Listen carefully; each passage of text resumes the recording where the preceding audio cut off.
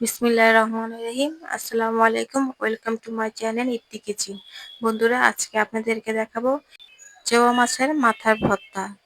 সাথে আছে নানা পদের ভর্তা আর বউয়া ভাত। চলুন বন্ধুরা, শুরু করা যাক। চেওয়া মাছের মাথাগুলি আমি সুন্দর করে ধুয়ে নিয়েছি লবণ দিয়ে। এখন হলুদ মরিচ লবণ মাখিয়ে মাছের মাথাগুলি ভেজে নিয়েছি। এখানে আছে পেঁয়াজ, মরিচ, রসুন। মাছের মাথাগুলি একসাথে বেটে নেব। ভালো করে বেটে নিতে হবে, নয়তো কাটা থেকে যাবে।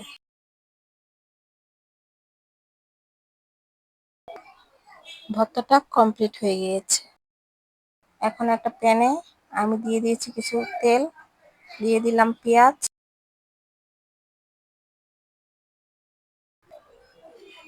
পেঁয়াজটা ভালো করে ভেজে নিয়েছি। এখন দিয়ে দিলাম জিরার গুঁড়ো, হলুদ মরিচের গুঁড়ো। এখন দিয়ে দিব চালগুলি।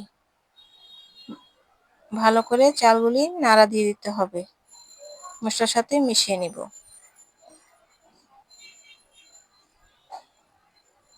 ভালো করে ভেজে নিচ্ছি চালটাকে। এখন দিয়ে দিব পানি,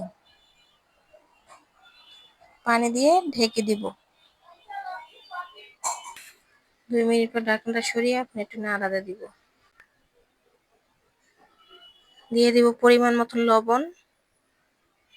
লবণ দিয়ে ভালো করে একটু নেড়ে আবার ঢেকে দিব। ঢাকনাটা সরিয়ে আবার ভালো করে একটু নাড়া দিব। দিয়ে দিব আলু, কারণ আলু দিয়ে আমি বড়াটা রান্না করছি।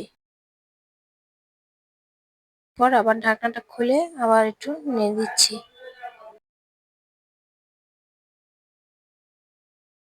সুন্দর করে আবার একটু ঢেকে দিব। বন্ধুরা, আমি চেওয়া মাছের মাথার ভর্তা করেছি, সাথে আছে নানা পদের ভর্তা। ভর্তাগুলি হয়ে গিয়েছে। এখন দিয়ে দিব বড়াটার ভিতরে ধনিয়া পাতা। ধনিয়া পাতা দিয়ে আবার একটু নাড়া দেব। আমার রান্নাটা প্রায় শেষ।